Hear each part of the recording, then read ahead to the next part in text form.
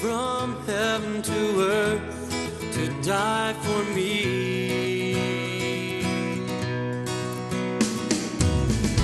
Most glorious Lord.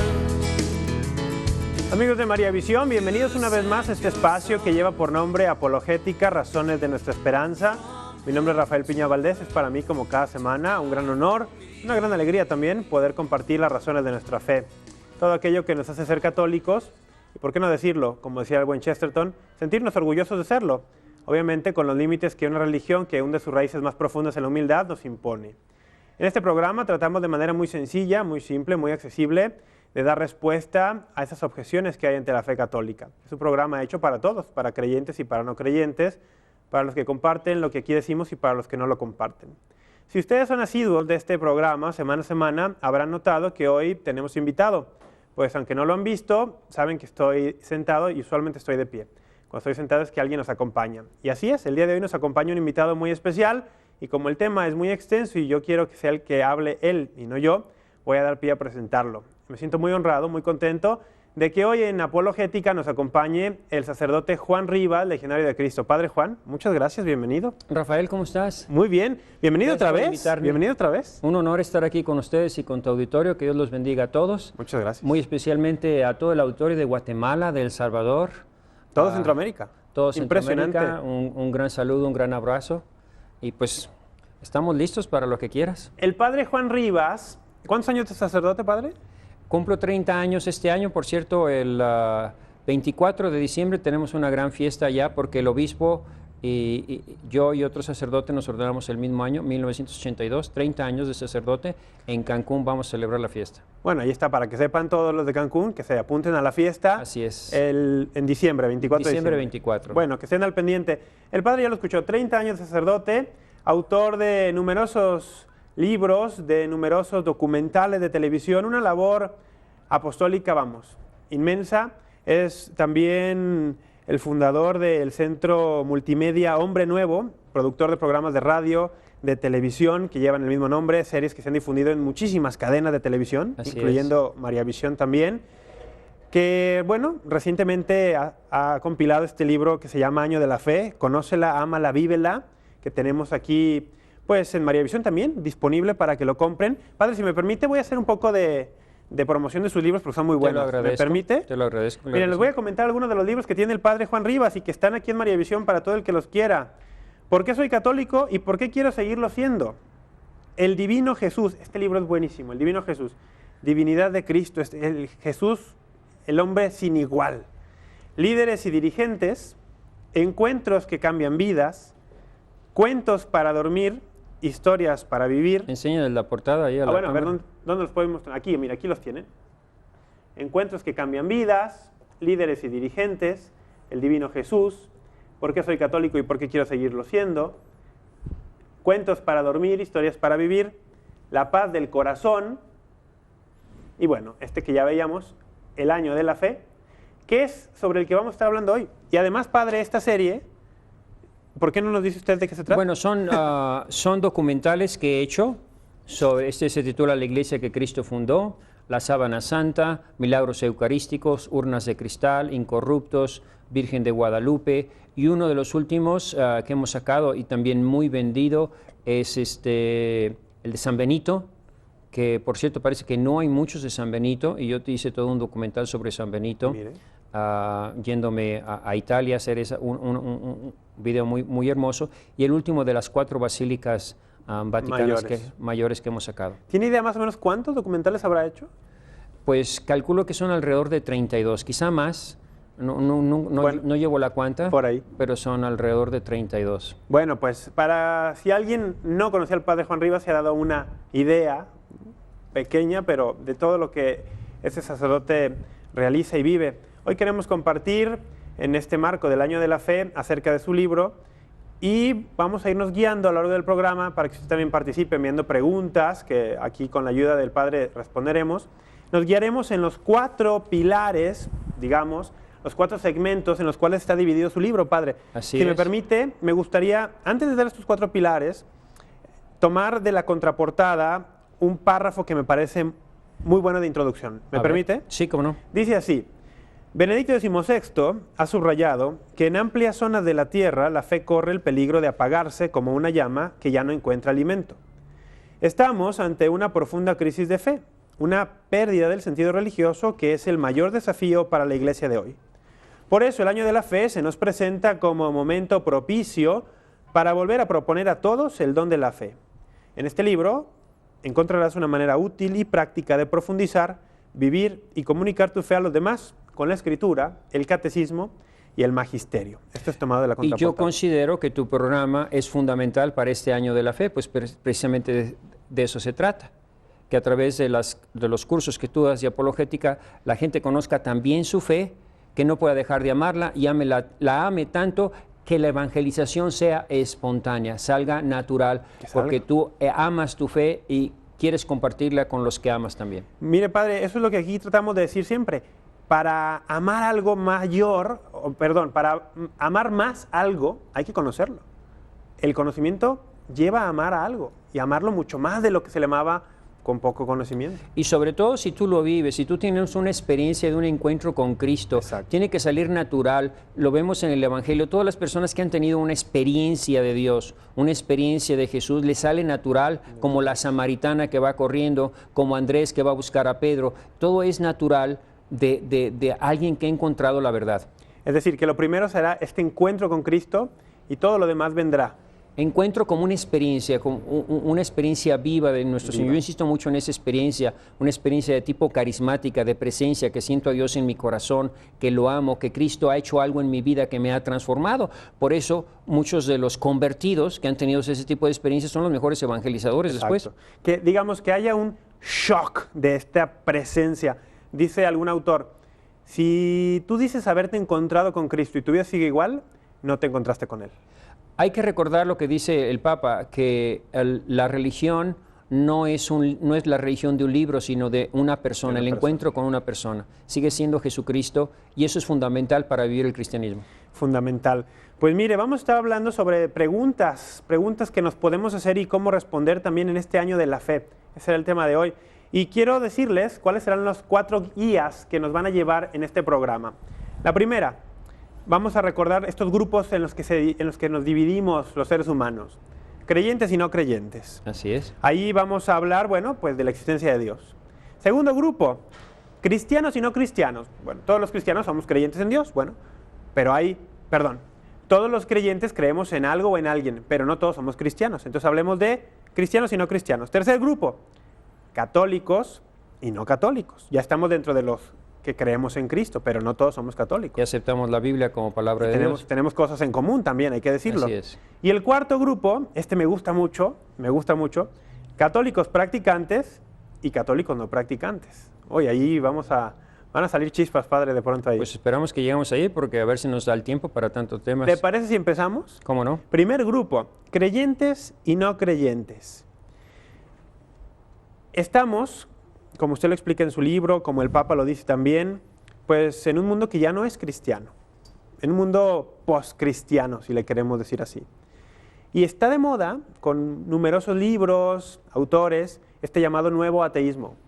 Dawkins, Hitchens, Hawking, que nadie lee de la gente común, pero los profesores universitarios, como usted aquí bien dice, pues están al día ahí siempre leyendo para después adoctrinar a sus estudiantes. Así es. Hay un movimiento a raíz de las Torres Gemelas y de la declaración que hizo Bush de que habría que organizar una nueva cruzada, de donde sacaron la conclusión los ateos de que la religión nos vuelve fanáticos. Exacto. Y nos estamos destruyendo y estamos declarando guerra y estamos destruyendo el mundo. Entonces, aquí hay que aclarar que no es la religión la que nos vuelve fanáticos, sino es la religión malentendida, la religión que se entiende como violencia, como imponer a los otros nuestra fe, cosa de la cual ya habló claramente el Papa en el famoso discurso de Regensburg, Sí. donde dice que la religión no puede estar relacionada con la violencia porque Dios es un Dios de paz. Entonces, nosotros lo que estamos proponiendo precisamente son razones. ¿Cuáles son tus argumentos? Si tú crees que Mahoma le habló Dios, ¿cuáles son tus argumentos? Nada más dime tus argumentos. No necesito que me saques la espada y que me cortes la cabeza. Exactamente. Dame argumentos. Y eso es lo que la iglesia ofrece y eso es lo que la apologética ofrece. Damos argumentos por los cuales creemos en Dios, por los cuales creemos que Jesucristo es el Hijo de Dios, por los cuales creemos en María, en toda nuestra fe, tiene argumentos. E ignorar esos argumentos es muy peligroso en estos tiempos porque corres el peligro tú mismo de perder la fe. Hace unos días en una conferencia que usted dio sobre ciencia y fe, padre, yo le escuché un argumento muy bueno y me gustaría que lo compartiera. La objeción va más o menos así. Está una madre muy preocupada o un padre porque a sus hijos en el colegio, en la universidad, algún profesor muy listillo de física, de química, de algunas de esas materias le dice, la ciencia demuestra que Dios no existe. La evolución demuestra que Dios La evolución no existe. La física, la astrofísica nos demuestra que Dios no existe. Y entonces llega el chico a casa diciendo, Dios no existe, porque mi maestro de física me lo ha dicho, y por lo tanto yo ya no voy a misa, nada más. Y usted tenía una respuesta ahí muy buena. Yo lo que decía es que para mí es un abuso de la libertad De cátedra. de cátedra, Sí. el que un profesor de química se meta al campo de la teología que no domina.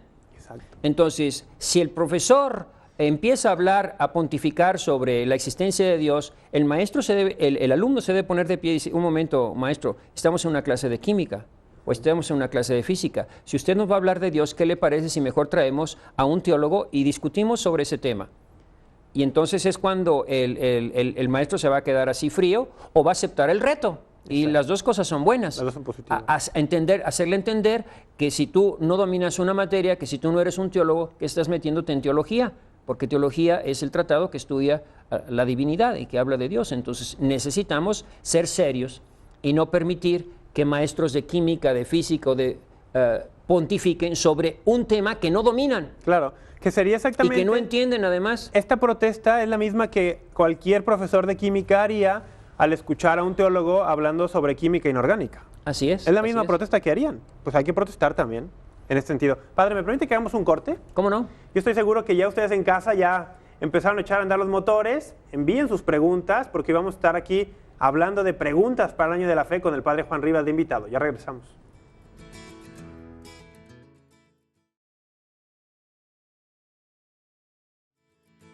Amigos, ya regresamos.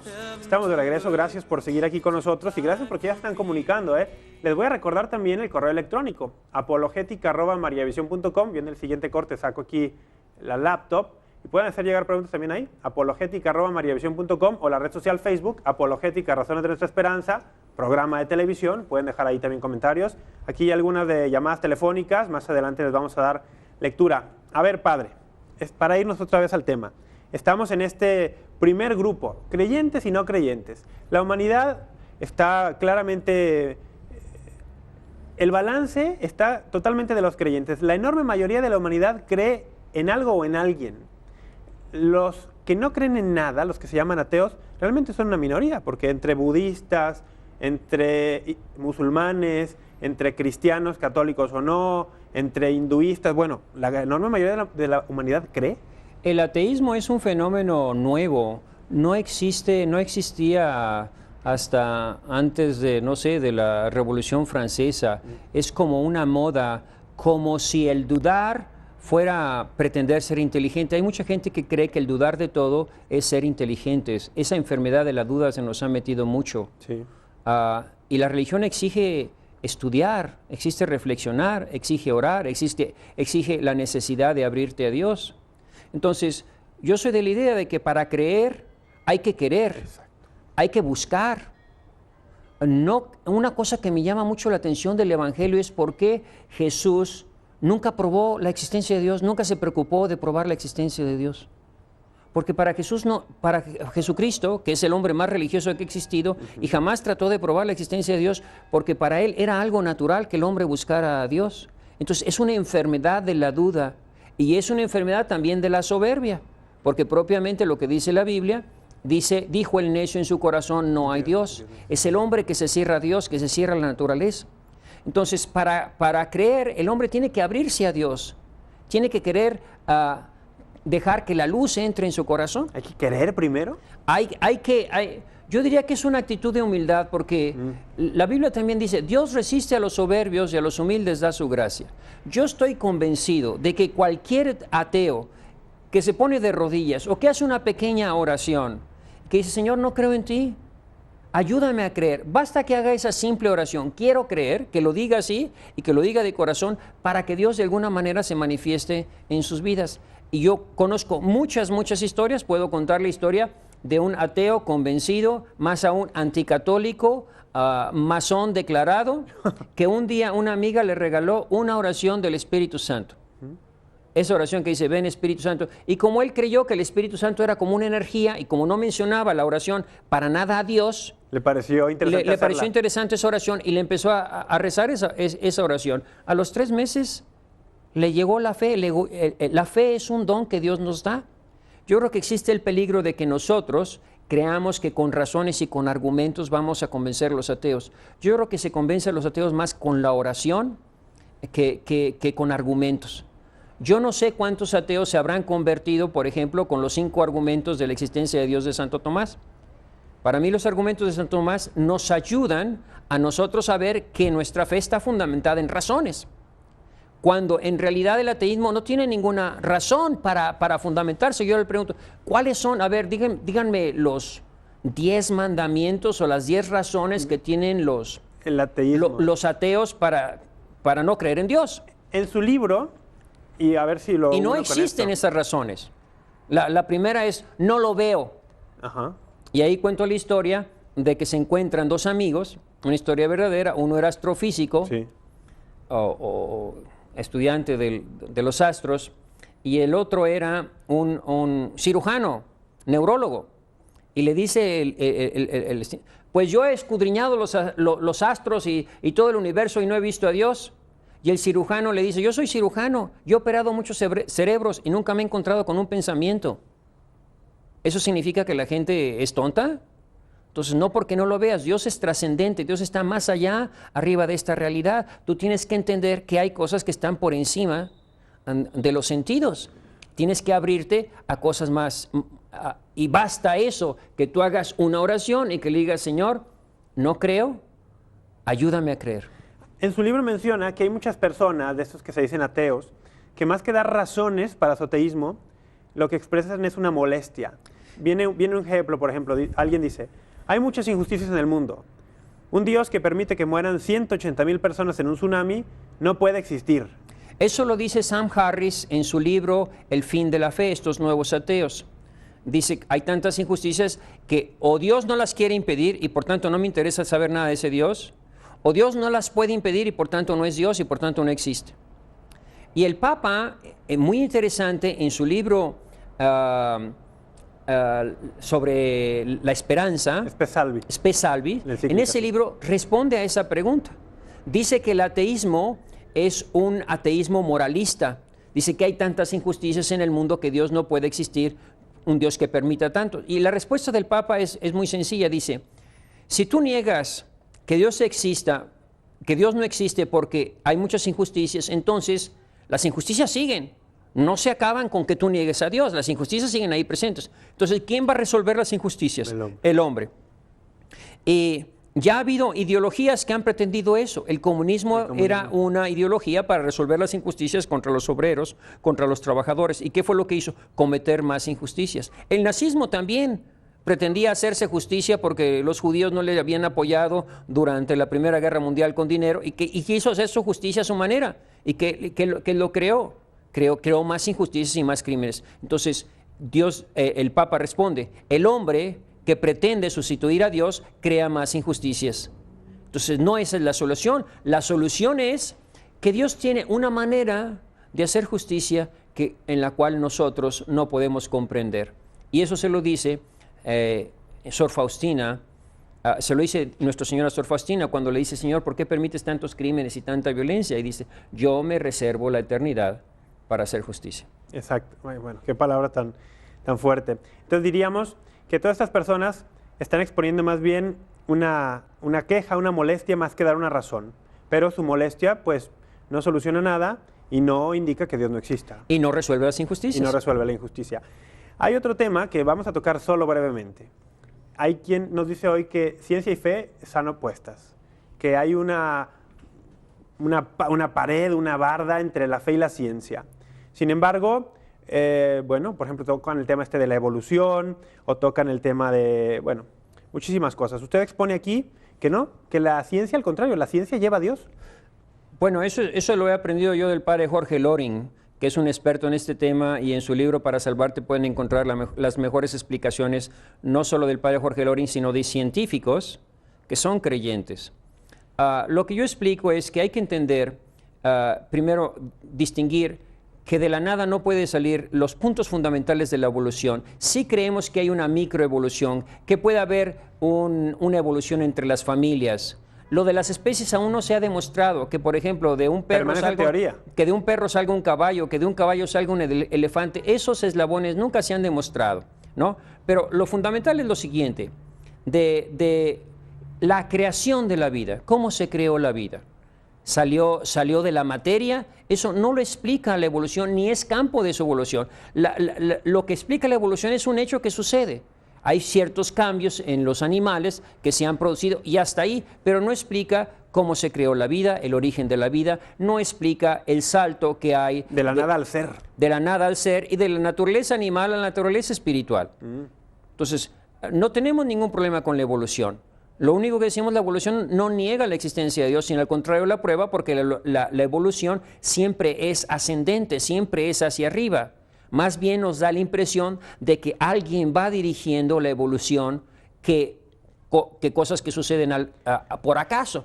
Porque si fuera así como de los changos salen hombres, pues también los hombres se volverían en changos. Si fuera descendente, ¿no? Si las cucarachas se vuelven en cocodrilos, también los cocodrilos se podrían volver en cucarachas. Si todo fuera un caos. Pero lo que vemos es un orden, una organización y una dirección, y nosotros lo que creemos es que Dios le ha puesto esa dirección a los mismos fenómenos naturales. Para concluir este tema de los creyentes, no creyentes y dar el salto al siguiente, yo quisiera que nos expusiera un poco más una parte que dice aquí un párrafo de su libro.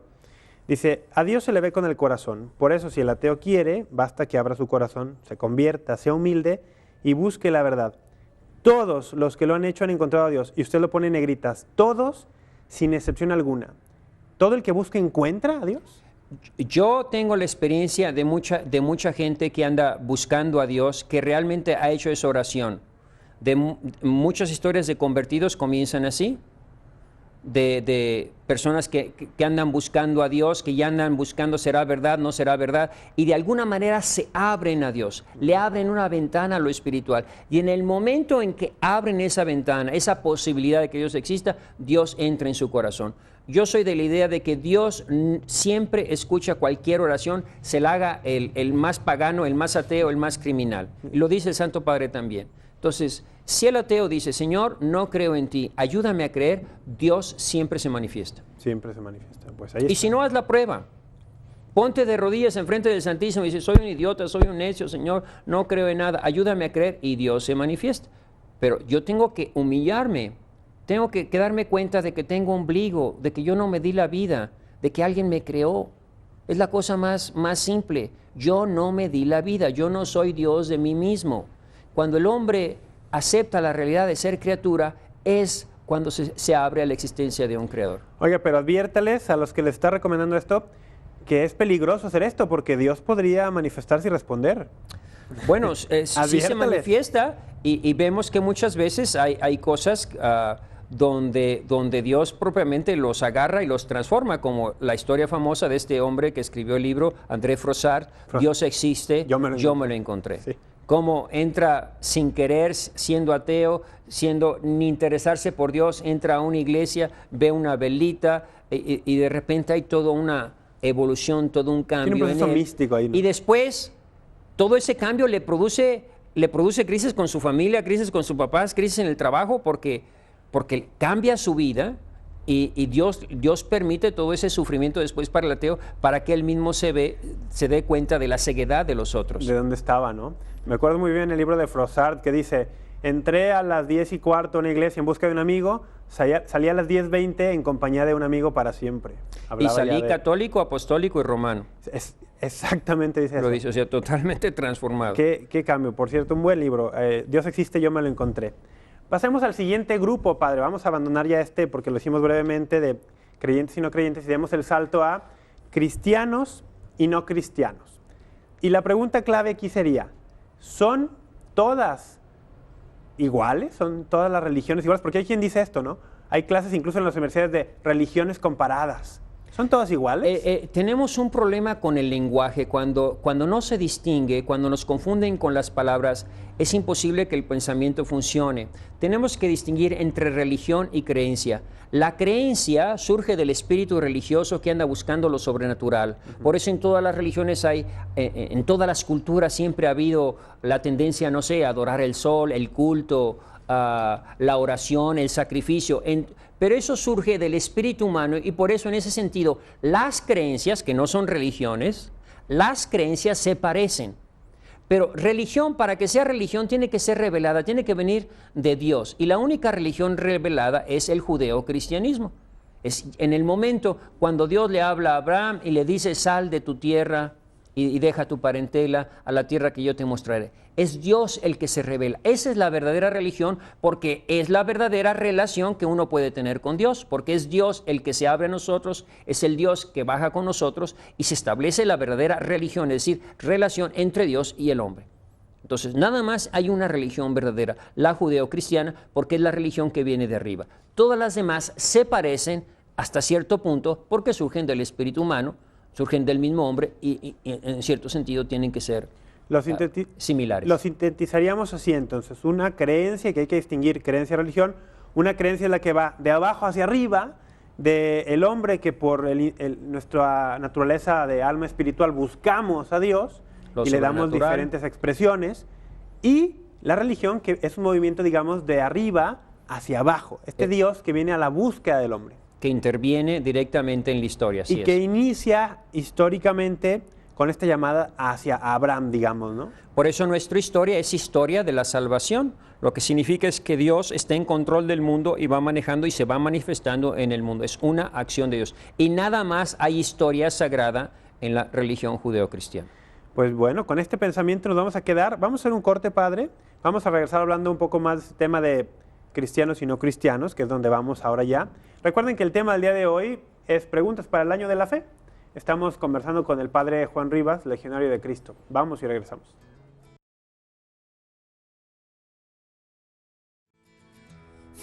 Ya regresamos, estamos hablando con el padre Juan Rivas sobre el año de la fe, preguntas para el año de la fe.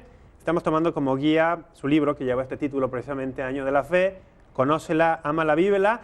Les recuerdo que el padre Juan tiene, bueno, entre sus múltiples libros, tiene 3 en particular que vienen muy bien con ocasión del Año de la Fe, que son ¿Por qué soy católico y quiero seguir siendo? El Divino Llames y Año de la Fe. El Año de la Fe. Los tiene usted ahí en pantalla.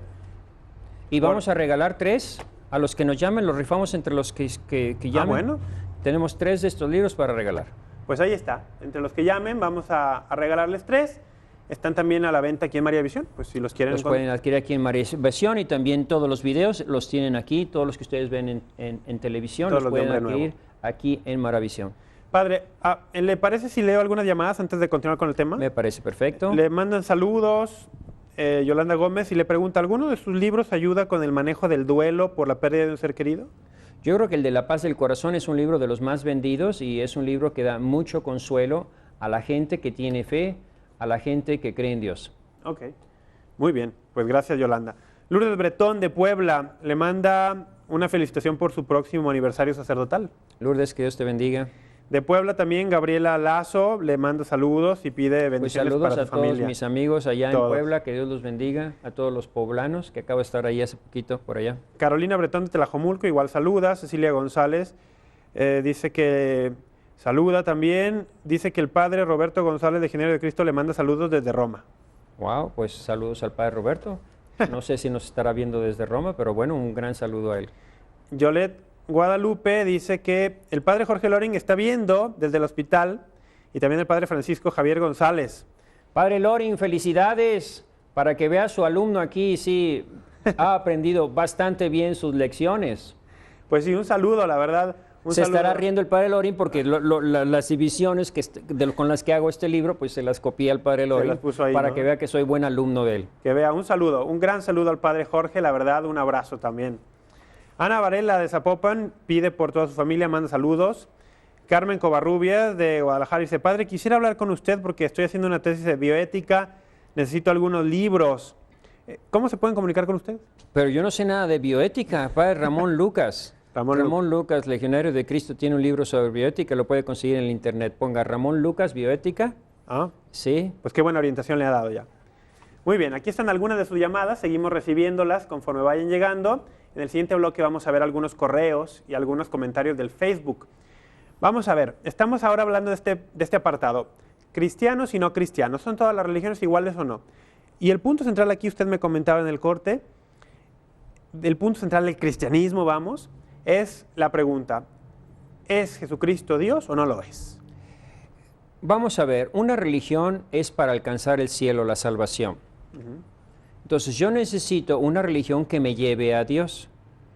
Y la única religión que demuestra que Jesucristo es el Hijo de Dios, que es divina, por así decir, es la religión cristiana. ¿Por qué que nosotros creemos? Está fundamentada toda en la autoridad de Jesucristo, en que nosotros amamos a Jesucristo, Él es nuestro único Salvador, Él es nuestro Dios, nuestro Señor. ¿Por qué creemos que Jesucristo es el Hijo de Dios? Aquí para fundamentar una religión, hay que ir al fundador de esa religión. Ajá. Porque si una religión ni siquiera pudo salvar al fundador, porque yo siempre pregunto, y espero que nadie se ofenda, ¿dónde está Buda? ¿Dónde está Mahoma? ¿Dónde está Confucio? ¿Dónde están todos los fundadores de las religiones? Todos se murieron. Es decir, su religión ni siquiera los pudo salvar a ellos mismos. El único vencedor del demonio, el pecado y la muerte es Jesucristo. Por eso, esa es la única religión que nos lleva, que nos da la vida eterna y que nos conduce a la vida eterna. Ahora, las tres cosas por las cuales nosotros creemos que Jesucristo es el Dios, o las tres pruebas, Ajá. yo las comparo con un rey. ¿Qué hace un rey cuando va a enviar a su mensajero? ¿Por qué nosotros creemos que Jesucristo es nuestro único Salvador, el único mediador entre Dios y los hombres? Porque Dios nos ha dado pruebas de que Jesucristo es su mensajero. ¿Qué hace un rey cuando envía un mensajero? Primero que nada, lo anuncia. ¿No? Si el presidente de México va a cambiar el representante de él en Roma o en Estados Unidos, anuncia, voy a cambiar y voy a poner otro. El único que ha sido anunciado por más de 2000 años es Jesucristo. Todas las profecías que van preparando la llegada del Mesías. Había ya una expectación cuando Jesucristo aparece, ya había toda una expectación, porque las profecías durante 2000 años parecían que estaban a punto de cumplirse. El único que ha sido profetizado es Jesucristo. Buda aparece y dice, pues no sé, porque nunca se presentó como Dios, pero bueno, Mahoma, Dios me envió, yo soy el mensajero de Dios, pero él es el mahometanismo comienza con Mahoma. El budismo comienza con Buda, el cristianismo no comienza con Jesús, comienza mucho antes con toda una tradición de profecías, con todo el Antiguo Testamento que va preparando el camino del Señor. La segunda cosa es que si Dios realmente a uno envía como mensajero, le da sus credenciales que lo avalan como tal. Que lo acreditan. Que lo acreditan como tal. Entonces, ¿cuáles son las credenciales de Jesucristo? Sus milagros. Dio la vista a los ciegos, resucitó a los muertos, sanó a los enfermos. Expulsó demonios. Expulsó demonios, caminó sobre las aguas. Entonces, todo eso, por eso Jesucristo reta a los mismos judíos. Si no me creéis a mí, creed a las obras, a lo que yo estoy haciendo. O lo dice también el ciego de nacimiento. Este hombre no podía haber dadome la vista si Dios no estuviera con él. Las obras manifiestan que él es el enviado de Dios. Entonces, ¿dónde están los milagros de Buda? ¿Dónde están los milagros de Mahoma? ¿Cuántos muertos resucitó Mahoma? ¿A cuántos les dio la vista? Mahoma no hizo milagros, ningún solo milagro. Entonces él nada más dice, Dios me envió como profeta, entonces mi fe no está en Dios, está en Mahoma. En cambio, yo creo a Jesucristo porque Dios se manifiesta a través de él. Sus obras lo acreditan. Lo acreditan como el mensajero de Dios. Y finalmente, en casos especiales, el rey le da poderes plenipotenciarios a su embajador, como es en el caso de la historia de Esther, cuando Amán recibe del rey, le dice Amán al rey, ¿sabes que aquí hay un pueblo que crea muchas divisiones, que es enemigo tuyo, habrá que destruirlo porque te va a causar muchos males? Y entonces el rey se quita el anillo y se lo da a Amán. Al darle el anillo a Amán, le está dando poder sobre la vida y la muerte sobre todo el pueblo. Ese poder sobre la vida y la muerte, Dios solo se lo dio a Jesucristo. Es el único que murió un viernes y resucitó un domingo. Y yo les pregunto a la gente, ¿cómo puedes tú dejar a Jesucristo y seguir a cualquier otro fundador, si llámese Buda, Mahoma, Confucio, Lutero, Zwinglio, Calvino? Yo les digo, ¿ese hombre murió por ti? ¿Ese hombre murió por ti en la cruz? ¿Y tú me estás viniendo aquí a decirme que deje al que murió por mí para seguir a un hombre que no ha hecho nada por mí? Eso es lo primero que nos tendríamos que preguntar. El único que ha muerto por mí, y no solo murió por mí un viernes, sino que resucitó un domingo. El único vencedor del demonio, el pecado y la muerte, es decir, las tres causas de todos los males que tenemos, sufrimiento, depresión, angustia, bulimia, todo eso, son esas tres cosas: demonio, pecado y muerte. Y el único vencedor del demonio, el pecado y la muerte es Jesucristo. El único que resucitó un domingo, el único vencedor de la muerte es Jesucristo. Y por eso somos cristianos, porque anhelamos esa vida eterna que nos la puede dar Jesucristo y que demostró que nos la da. Y los demás fundadores de religiones, como digo, todos se murieron, se los comieron los gusanos. Esas religiones no sirven de nada porque no me dan la vida eterna. En su libro hay un apartado que me gustó muchísimo y que retoma aquel argumento de los primeros cristianos del Deus aut homo malus, o Dios o un hombre muy malo. Usted dice, o Jesucristo dice la verdad y es el Hijo de Dios, o dice mentiras. Y si dice mentiras hay dos opciones. La primera dice, no sabe lo que dice, es decir, se engaña, está mal de la cabeza, es un loco. ¿Y qué loco? O sabe lo que dice y totalmente alevosamente engaña y miente. Pretende engañarnos. Entonces, o dice la verdad, dice el Hijo de Dios, o dice mentiras, y aquí hay dos opciones. Se está engañando a sí mismo, siendo un loco, o nos quiere engañar a nosotros. Y me gusta cómo lo va desglosando usted. ¿Estafador o loco? Ahí están las opciones. Leyendo los evangelios nos damos cuenta que no habla como un loco y que si fuese un estafador, usted lo pone aquí, estafador ¿con qué beneficio? ¿Qué ganó con esta estafa? No ganó nada con la estafa, por el contrario, lo entregaron a la muerte, lo crucificaron y lo mataron. Entonces no hay ni posibilidad ni que sea de estafador ni loco, porque qué loco va a ser un hombre que nos enseña una doctrina tan sabia, una sabiduría, Exacto, una bondad. Nada más basta leer el Evangelio para convencernos de que Jesucristo es el Hijo de Dios. Basta leerlo claramente y ver que ahí hay una sabiduría que no es humana y que si Jesucristo no fuera el Hijo de Dios, necesariamente el que inventó los Evangelios tendría que ser Dios, porque es una maravilla todo eso que nos encontramos, porque ahí es donde el hombre encuentra el sentido de su vida, el por qué está aquí, a dónde va y qué estamos haciendo. Y el único que responde sobre el sentido de la vida es Jesucristo. El único que nos revela el camino hacia el Padre es Jesucristo. Entonces ni estafador ni loco, por lo tanto solo queda la opción de que sea verdad lo que dice. Así es. Y si es verdad, Él es Dios. Así es. Y las tres pruebas que acabamos de decir, sus profecías, los milagros y su victoria sobre la muerte. Me gustó muchísimo cómo lo explicó estas tres pruebas, porque es que los evangelios están llenos de eso. Justo ahora yo estoy enseñando un breve curso sobre el Evangelio de San Mateo en el Instituto Bíblico Católico de esta arquidiócesis. Y al ponerme yo a estudiar, me daba cuenta cómo el Evangelio de San Mateo presenta más de 100 referencias directas al Antiguo Testamento, donde ya se hablaba de Jesucristo, estas profecías, y de cómo los milagros que Jesús hace, sus signos, sus credenciales, eran lo que también se esperaba del Mesías. Bueno, aquí era algo esperado del Mesías. Aquí estás mencionando algo muy importante, y es que no son necesarias tantas profecías. Fíjate una cosa muy curiosa. Yo creo que todos ustedes habrán visto la película de La Pasión de Mel Gibson. Y probablemente, no sé si se enteraron, pero en Estados Unidos hubo una gran revuelta de los judíos que decían que era una película contra los judíos.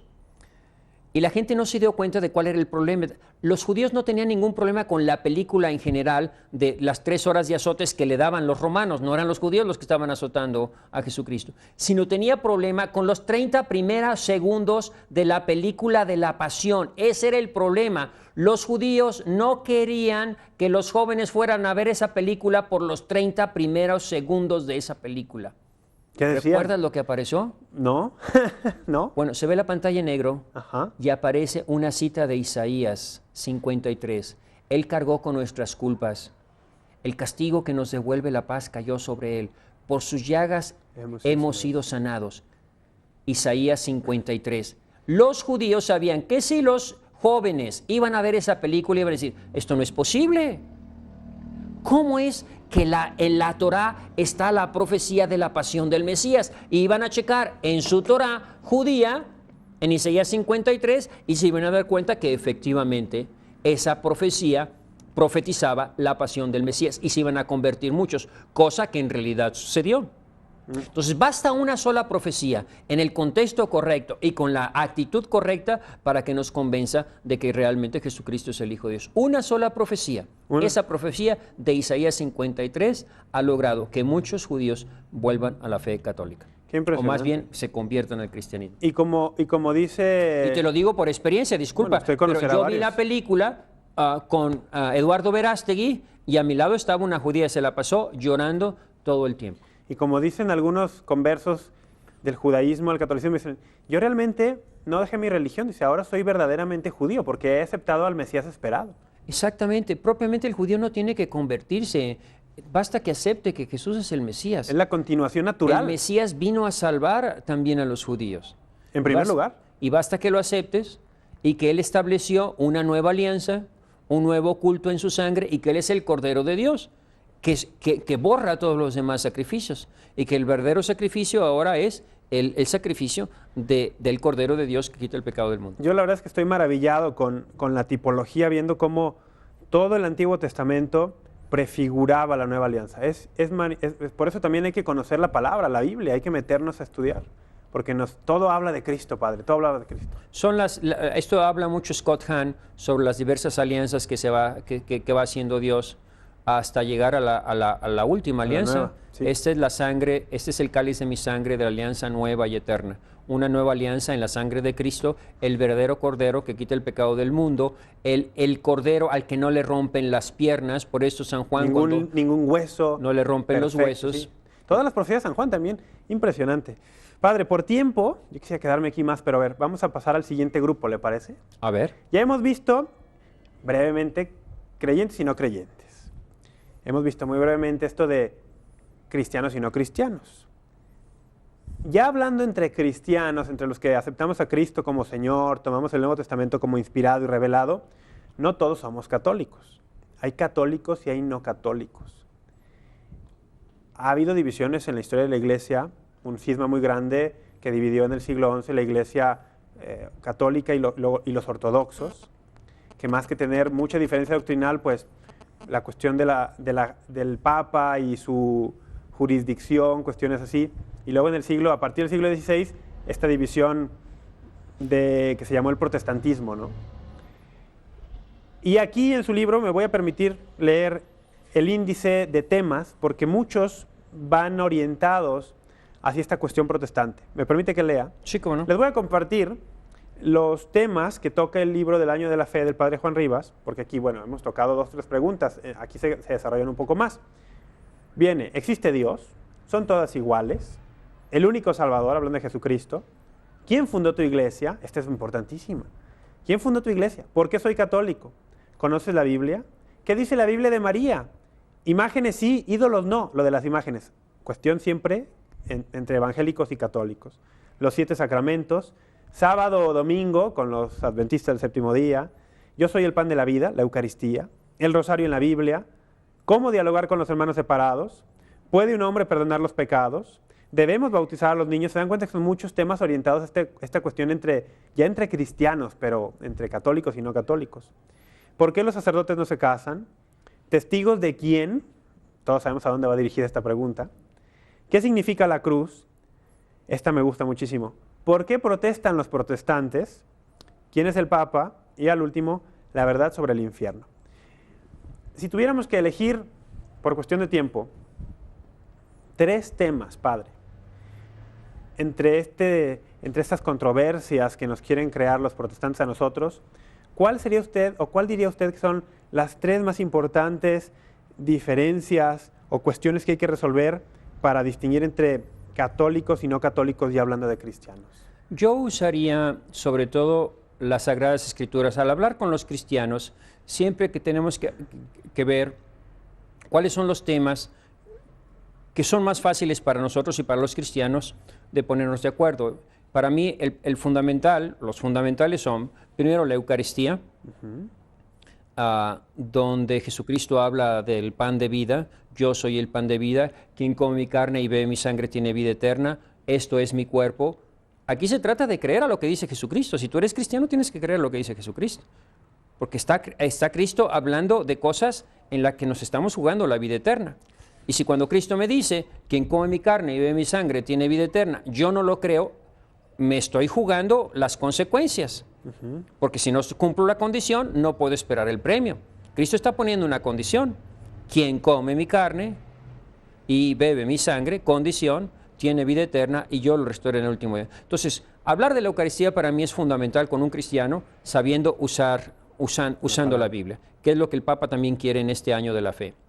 El otro tema que a mí me parece fundamental es de la iglesia. Porque si Cristo fundó una iglesia y yo fundo otra, ¿a quién le estoy haciendo la competencia?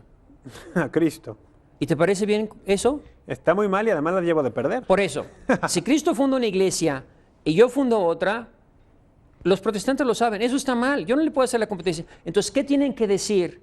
¿Cuál es el argumento fundamental de los evangélicos y de los cristianos, especialmente de las religiones de los cristianos no históricos? Ajá. Es que la iglesia de Cristo se corrompió. Porque si no se corrompió, yo no puedo fundar otra iglesia.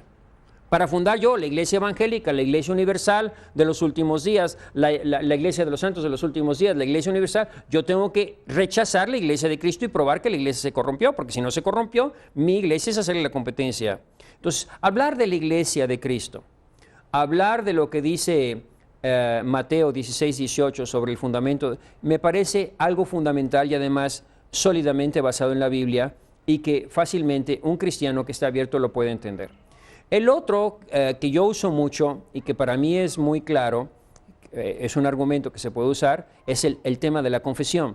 Okay. Yo en realidad uso todos los sacramentos para hablar de la fe. Veo cómo todos los sacramentos nos llevan a la fe católica, pero el sacramento de la confesión para mí es un argumento fundamental porque Jesucristo dice, a quienes perdonéis los pecados les serán perdonados y a quienes se los retuvieren les serán retenidos. Es Dios el que está dando poder a los hombres. Entonces, ¿cómo puede alguien rechazar algo que está tan claro en el Evangelio de San Juan? Cristo está comunicando su poder. Me ha sido dado todo poder en el cielo y en la tierra. Mateo 28, 20. ¿Sí? Les da todo poder. ¿Qué poder significa? El poder divino, el poder de perdonar los pecados, el poder de bautizar, porque el bautismo no lo entienden. Los protestantes dicen, ¿por qué los sacerdotes creen que tienen poder? Solo Dios tiene poder para perdonar los pecados. Pero espérame un momentito. Cuando tú estás bautizando, también estás ejerciendo un poder divino, porque el bautismo también es para el perdón de los pecados. Entonces, ¿por qué tú sí puedes bautizar y el sacerdote no puede confesar? Cuando la confesión está claramente atestada en la Biblia. Cristo da poder a los hombres de perdonar los pecados. Y no hay ninguna razón para rechazar ese sacramento, a no ser que tú te das cuenta que si aceptas la confesión tienes que aceptar el sacerdocio. Y si aceptas el sacerdocio tienes que aceptar que hay obispos y que hay papa. Y ese es el problema. No queremos una autoridad por encima de nosotros. Ya lo decía Jean-Jacques Rousseau, ¿cuántos hombres entre Dios y Dios, entre Dios y yo, quieren ese contacto directo con Dios? Que no está mal buscar el contacto de Dios, pero lo que está mal es rechazar el plan de Dios, que es la encarnación y que es su iglesia para salvarnos. Como usted decía anteriormente, así como el rey tiene la potestad de enviar a alguien y darle poderes que solamente el rey tiene, pues si Jesucristo es el rey y todos los cristianos creemos eso, ¿por qué no creer que el rey ha querido dotar de sus poderes a hombres? Hasta los mismos evangélicos todos dicen que hacen milagros y que oran y que sabe que tanto y que hay curaciones. ¿Y por qué Dios nada más va a dar ese poder de hacer milagros y de hacer curaciones y no el poder fundamental, que es el de sanar las almas por medio de la confesión? Si Dios da poderes divinos, con más razón dio a su iglesia el poder de perdonar los pecados. Padre, tenemos que hacer un corte. Vamos a hacer otro corte, sígase comunicando con nosotros. Está con nosotros el Padre Juan Rivas el día de hoy. Vamos y regresamos.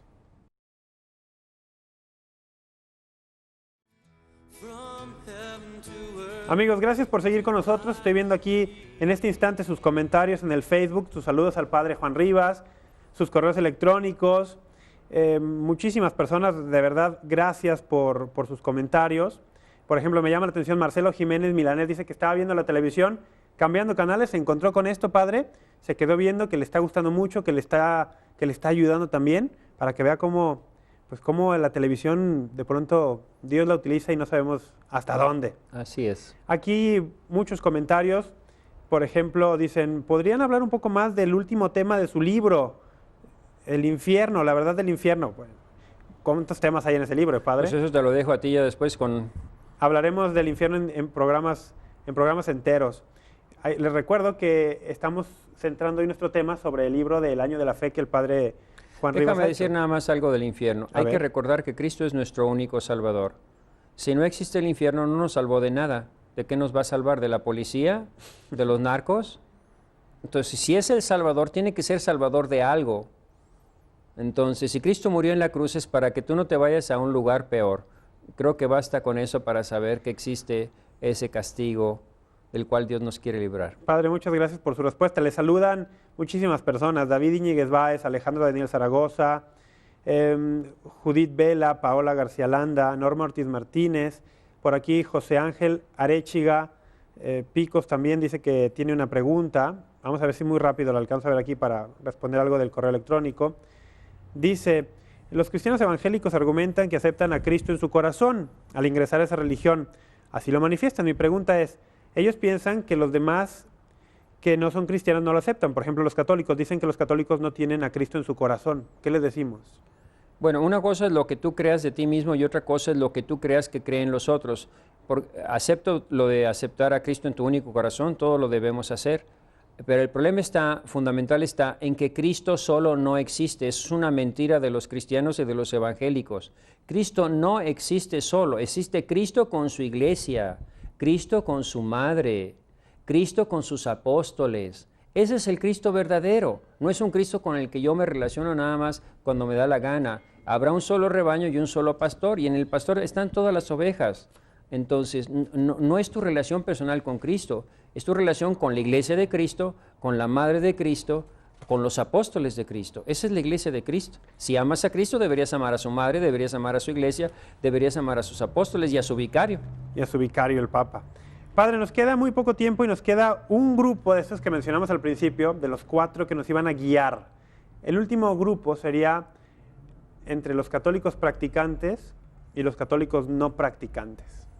Y me llamó la atención leer también en la contraportada de su libro que usted, además de la predicación, además de los libros, además de todo esto, ha formado comunidades, dice aquí, comunidades alternativas de vida cristiana. Primero, ¿qué son estas comunidades alternativas de vida cristiana y cómo lo podemos relacionar con esto de practicantes y no practicantes? Bueno, vamos primero a lo fundamental. Dice el Papa Juan Pablo II que el problema fundamental de la iglesia de hoy es la separación entre fe y vida. El problema de creer que se cree, de tener una fe que no afecta mi vida, en mi comportamiento, en mi conducta. Si te fijas en el documento que el Papa Benedicto XVI escribió sobre la crisis de fe, cuando se dirige a la Congregación para la Doctrina de la Fe en este año, inicio de este año, menciona lo mismo. Hay una crisis de fe que nos lleva a una crisis de moral, porque ya no hay una sola voz en cuestión de doctrina, en cuestión de sexualidad, en cuestión de familia. Entonces, el problema fundamental es que tenemos fe, pero mi fe no me dicta actitudes y comportamientos. No me compromete. Porque estamos viviendo en una sociedad pagana. Entonces, propiamente somos cristianos de nombre, pero en la vida actual vivimos como paganos. Entonces, el Papa, es una sugerencia del Papa, él habla de estas comunidades, lo habla en la entrevista que le hace Peter Sewell en su último libro, Luz del Mundo. Dice que tenemos que formar comunidades alternativas de vida cristiana, y eso es a lo que yo me he dedicado toda mi vida. Precisamente en Los Ángeles formé toda una comunidad de gente de la ciudad, del pueblo, mis colaboradores, y formamos esa familia de hombre nuevo, y así lo decíamos, únete a la familia de hombre nuevo. A mí nunca me interesó mucho los aparatos, nunca entendí los medios de comunicación, como usar aparatos, micrófonos, para mí son nada más instrumento. Yo usaba los medios de comunicación como las campanas, para convocar a la gente, para reunirla. Entonces formamos una familia donde todos mis radioescuchas empezaban a formar parte y se incorporaban a los ministerios y convivíamos juntos y todos colaborábamos en la evangelización. Entonces era un ambiente muy bonito. Muchas personas no lo entendieron eso ni lo han podido entender, que lo importante no es el medio de comunicación, no son los programas, sino lo importante es la gente, las personas. Entonces formar comunidades de vida cristiana significa que el sacerdote se mete con ellos, convive con ellos, los hace formar parte de todo su apostolado. Y eso es lo que yo hice en la ciudad de Los Ángeles y que quiero seguir trabajando en ese tipo de comunidades que vamos formando para evangelizar al mundo, para que la nueva evangelización no sea el trabajo de un sacerdote que habla en la televisión, que es muy famoso y muy conocido, sino que sea el trabajo de toda una comunidad que vive su fe, que se junta para comer, para convivir, para rezar, para escucharnos unos a otros, y todos formamos parte de eso. Ese era el ambiente, esa era la familia que yo formé en Hombre Nuevo, así la llamaba, únete a la familia de Hombre Nuevo. Y gracias a eso, el programa de Hombre Nuevo en la ciudad de Los Ángeles creció mucho gracias al apoyo de toda la gente. Ahora lo llevan de otra manera, lo llevan como medios de comunicación, pero lo que yo quiero seguir trabajando es en lo que nos pide el Papa, formar esas comunidades alternativas de vida cristiana que contrarresten el ambiente pagano, algo así como las primeras comunidades cristianas. Exacto. Entonces sería formar comunidades de católicos practicantes. Así es, que oran, que conocen su fe, que evangelizan, que conviven juntos, no solo que se protegen, sino que se unen para vivir su cristianismo y después transmitirlo a los demás. Pero sí necesitamos un ambiente de fe, de vida, de comunión, de caridad, de solidaridad, donde nos apoyamos todos para que esa evangelización sea más fuerte, para que no sea un sacerdote el que les tiene que estar diciendo todo lo que tienen que hacer, sino somos todos juntos los que estamos trabajando, y el sacerdote es parte de la familia. No es el jefe que está allá dirigiendo, sino es parte de esa familia, y así formamos un grupo evangelizador, que era lo que precisamente con los ministerios de Hombre Nuevo, lo que estábamos realizando. Y así vamos poco a poco transformando esta sociedad para que sea un mundo cristiano. Y yo les decía, si cambias tú, cambia tu familia. Si cambia tu familia, cambia tu barrio. Si cambia tu barrio, cambia tu ciudad. Si cambia tu ciudad, cambia el país. Si cambia el país, cambia el mundo. Pero el cambio tiene que venir primero por ti, por esas comunidades pequeñas que quieren vivir su vida cristiana a fondo. Que quieren vivir la vida cristiana a fondo. Padre, el tiempo se nos ha ido. Yo tengo que agradecerle muchísimo. Pues el agradecido soy yo que contigo. nos haya acompañado otra vez. Si usted quiere, también busque en la tienda de María Visión un programa que el padre Juan Rivas y yo hicimos hace unos meses de por qué soy católico y quiero seguirlo siendo. Y bueno, también este estará disponible allí. Quiero agradecer a todos los que han llamado, son muchísimos. Padre, si le parece, vamos a elegir pues los 3 ganadores. Repito, los 3 libros para el año de la fe es ¿Por qué soy católico?, El Divino Jesús, y este es el libro para estudio con la Biblia, con la Escritura, que trata todos los temas que hemos tratado el día de hoy, que se titula Año de la Fe. Es el libro oficial para todos los movimientos en este Año de la Fe, para repasar, hacer un repaso de su fe. Muy bien, pues si le parece, elija 3 de entre esta multitud. Bueno, vamos a escoger 3. Yo escojo 2 y tú escoges 1. Bueno, a ver. Y así no hay trampas. Allí hay 2 y yo voy a elegir uno de, a ver, esta. A ver, ¿tú los lees? A ver, los leo yo, si quiero yo los leo. No veo, no es en los lentes. Aquí está uno. Carmen Santana. Carmen Santana, ¿cuál? Son los mismos, son 3 iguales. Ah, 3, ok. Carmen Santana es 1. Año de la Fe y Año de la Fe. Carmen Santana. El siguiente, Gloria Aceves. Gloria Aceves, también. ¿De dónde? Dice de dónde es de Zapopan, dice. De Zapopan, Jalisco. Y Carmen Santana de Zapopan, y que conste que fue al azar, ¿eh? Y de Tlaquepaque, Felipe González. Bueno, se quedaron en Jalisco todos. Bueno, felicidades a todos. A ellos. Y ojalá este libro les sirva para crecer en su fe. Y los que no, pues aquí lo pueden conseguir en María Visión, también en la librería parroquial, y casi todas las mejores librerías católicas lo venden. Ahí está. Pues Carmen Santana, Felipe González y Gloria Aceves de la zona metropolitana de Guadalajara, vengan a las instalaciones de María Visión a recoger su libro del año de la fe. Padre, ¿nos da su bendición para despedirnos? El Señor te bendiga y te guarde. Vuelve el Señor tu rostro y a ti te concede la paz. El Señor Dios omnipotente te bendiga en el nombre del Padre, del Hijo y del Espíritu Santo. Amén. Gracias por permitirme estar en tu programa. Padre, un gustazo, un lujo tenerlo. Que Dios le pague. Gracias. Y a ustedes, amigos, gracias por su atención. Que el Señor les bendiga. Que María Santísima les acompañe. Y si el Señor lo permite, nos vamos a encontrar nuevamente con más de apologética, con más razones de nuestra esperanza. Muchas gracias. Muy bonito programa.